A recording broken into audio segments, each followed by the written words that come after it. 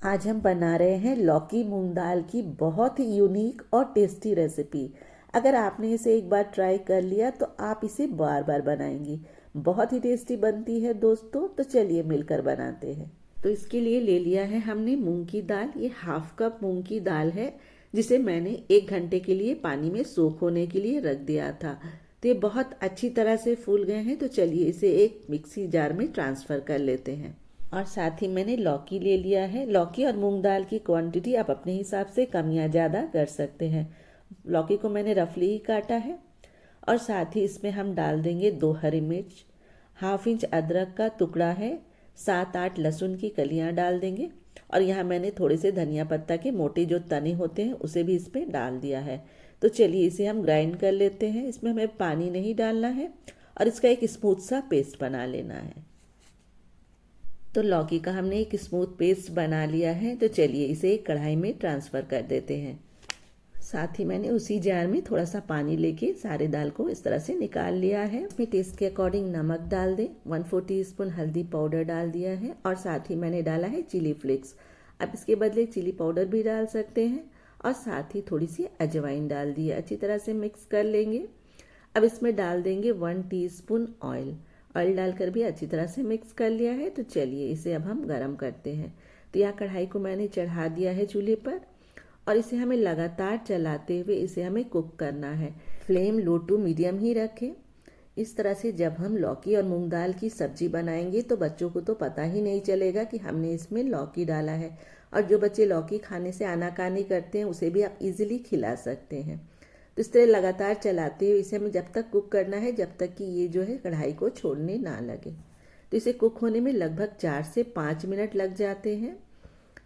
इसे लगातार चलाते रहना ज़रूरी है। तो आप देख सकते हैं मिक्सचर जो हमारा बहुत ही थिक हो गया है और ये कढ़ाई को छोड़ने भी लगा है। तो बस इसे हमें इतना ही कुक करना है। तो चलिए इसे एक प्लेट पे हम ट्रांसफ़र कर लेते हैं। मैंने इस तरह का प्लेट लिया है, इसलिए मैंने इसमें ऑयल ग्रीस नहीं किया है। अगर आप इसे स्टील के प्लेट में ट्रांसफ़र कर रहे हो तो इसमें थोड़ा सा ऑयल जो है ज़रूर लगा ले ताकि ये चिपके नहीं। तो अब सारा मिश्रण हम इस प्लेट में निकाल लेंगे। अब हम इसे सेट होने के लिए रख देंगे। जब ये बिल्कुल अच्छी तरह से ठंडे हो जाए तब हम इसे कट करेंगे। अगर आप इसे गर्म में ही कट करेंगे तो ये टूटने लगेंगे।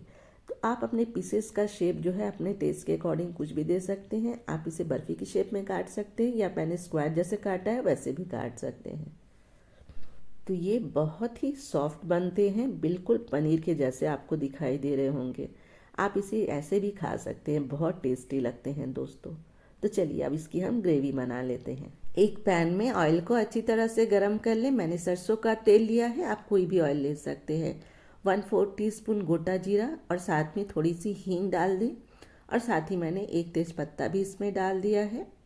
जब जीरा अच्छी तरह से क्रैकल हो जाएगा तो इसमें हम डाल देंगे एक प्याज। प्याज जो है मीडियम साइज़ का था, इसे मैंने फाइनली चॉप करके इसमें डाला है। प्याज को हमें अच्छी तरह से गोल्डन ब्राउन कर लेना है।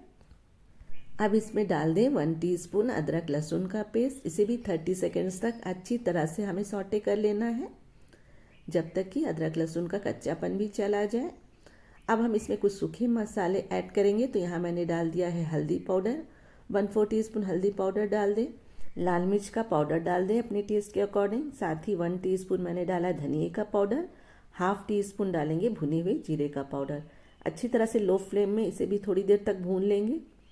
मसाले जले नहीं, इसमें हम थोड़ा सा पानी ऐड कर देते हैं। मसालों को लो फ्लेम में भूनना बहुत ज़रूरी है, तभी सब्जी का टेस्ट जो होता है एकदम खुलकर आता है। यहाँ मैंने थोड़ी सी इसमें कसूरी मेथी भी ऐड कर दी है। और साथ ही डाल देंगे टमाटर की प्यूरी। यहाँ मैंने 2 मीडियम साइज़ के टमाटर को पेस्ट बना लिया था और उसे भी डाल के हमें इसे कुक करना है। साथ ही मैंने टेस्ट के अकॉर्डिंग नमक डाल दिया है और 1/4 टीस्पून मैंने इसमें डाला है ब्लैक सॉल्ट। अब इसे कवर करके 2 मिनट तक कुक कर लेंगे ताकि टमाटर का कच्चापन चला जाए। तो टमाटर भी हमारी अच्छी तरह से कुक हो गए हैं। तो अब हम इसमें डालेंगे दही। तो यहाँ मैंने 1 बड़ा चम्मच इसमें दही ऐड किया है। दही जो है खट्टी नहीं होनी चाहिए, इस बात का ख्याल रखें। दही जो है एकदम फ्रेश होनी चाहिए। तो अब इसमें क्या होता है, इसकी ग्रेवी में एक क्रीमी टेक्सचर भी आता है। अच्छी तरह से इसे मिक्स कर लेंगे। हम इसमें डाल दें 2 हरी मिर्च। एक बार अच्छी तरह से मिक्स कर लेंगे और इसे कवर करके हम 2 मिनट तक और कुक करेंगे। तो फ्लेम को एकदम लो कर लेंगे। तो 2 मिनट हो गए हैं, कवर हटा देते हैं। तो हमारी जो मसाले जो हैं अच्छी तरह से भून चुके हैं, आप देख सकते हैं ऑयल जो है वो सरफेस पर आ गया है। तो अब इसमें ऐड करेंगे पानी। तो आपको जितनी ग्रेवी चाहिए आप उतना ही पानी इसमें ऐड करें।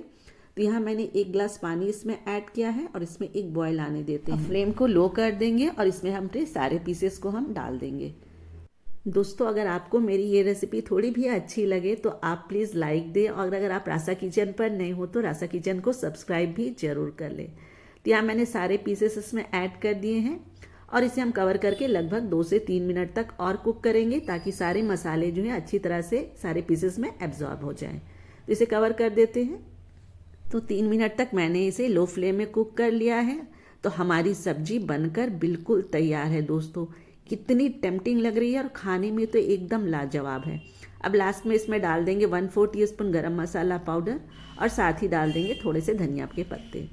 तो आप इस सब्जी को एंजॉय कर सकते हैं रोटी के साथ, चावल के साथ, पराठे के साथ, बहुत ही बढ़िया लगती है और ये बहुत ही सॉफ्ट बनती है। मैं आपको एक कट करके भी दिखाती हूँ। तो आप इस सब्जी को जरूर ट्राई करें दोस्तों, और अपना फीडबैक मेरे साथ जरूर शेयर करें। फिर मिलती हूँ एक नई रेसिपी के साथ। Till then good bye, take care, have a nice time.